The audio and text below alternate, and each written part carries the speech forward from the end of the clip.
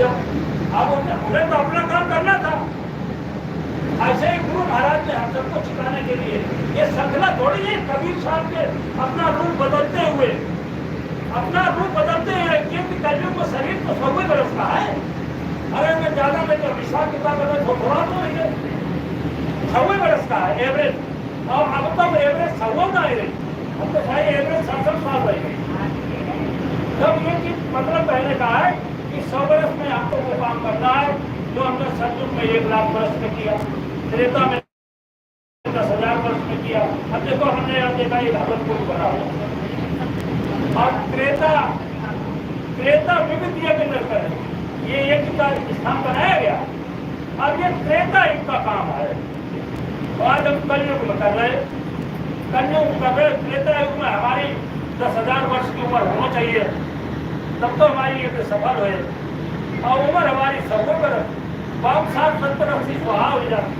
इसलिए गुरु महाराज ने कहा देखिए आप रोटेट लॉक है संसार में जितने देवी देवता पूजे जाते हैं इस शरीर में उनका हाथ से यहाँ से नीचे,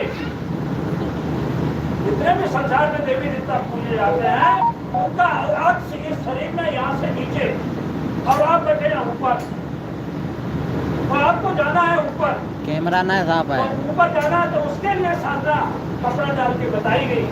अब यहाँ इस आँख को खोलने की बात कही गई। ये तो हमारी खुली इनसे हमारे मेरे पीछे कौन देखे ठंडा आए लोग बात होते रहे, हम तो देख रहे हैं कि पीछे कौन लोग जब जड़ाका हो तब मालूम हो। लेकिन ये आँख अगर आपकी खुली है, ये आँख अगर आपकी खुली, आप मन में विचार तक करेंगे कि इसके डंडा मारेंगे तो उसके पास खबर पहुंचेगा।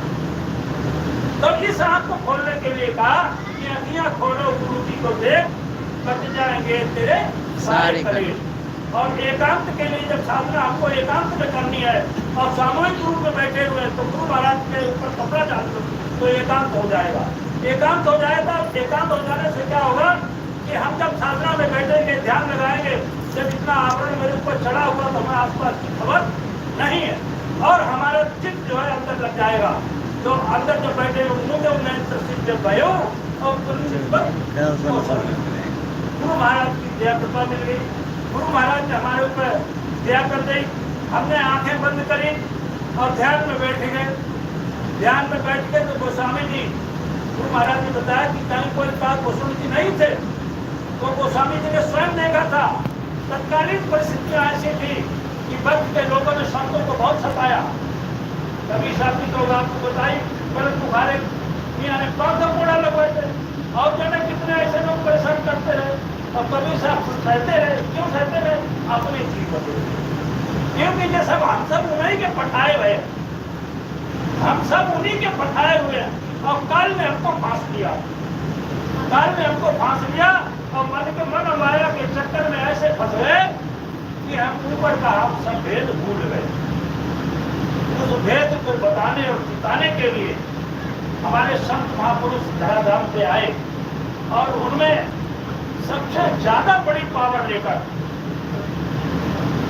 आप मिले। आप ये न समझे कि ये कबीर साहब है, ये कबीरे साहब है, यही तुलसी साहब है, यही जो भी माँ शक्तियों पीछे की जो आई है वो सब इन्हीं का रूप जो तो अपने काल का शरीर है। गुरु महाराज कह रहे हैं बराबर कि भाई देखो काल का दिया हुआ ये मेरा भी शरीर है, हमको भी इससे छोड़ना है।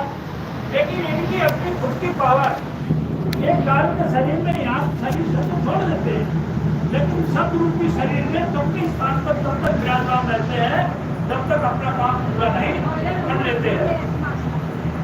ऐसे करके गुरु महाराज ने कहा कि मैं अपना काम पूरा करके जाऊंगा, भले ही हमको 400 वर्ष रहना पड़े, लेकिन यहाँ लोग गलत समझ गए। जैसे भैया ने कह दें कि आज्ञा बोलो, अरे एक्सीडेंट तो ये आंखें बंद करो, प्रसाद करो, सरकारी आंखें बंद करके करो तो सरकारी एक्सीडेंट हुए, वो सरकारी एक्सीडेंट होगा। लेकिन जो अंदर की आंख है वो गुरु महाराज की दया कृपा से जब हमारी खुलेगी, खुली नहीं है